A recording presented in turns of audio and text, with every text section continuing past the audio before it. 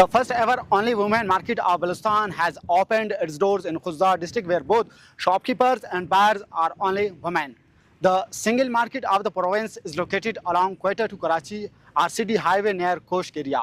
Market's first phase includes around 20 shops, many selling traditional dresses and local foods like dried meat and date-based delicacies. Shopkeepers say it is not just a business, it is the way to celebrate and preserve their culture.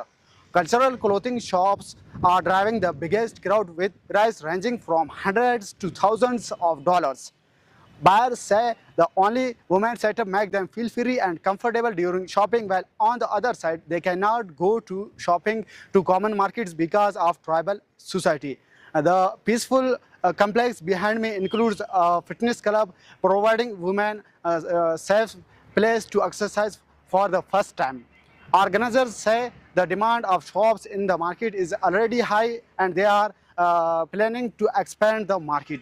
For Independent Urdu, I am Amir Bajui in Khuzdar, Balochistan.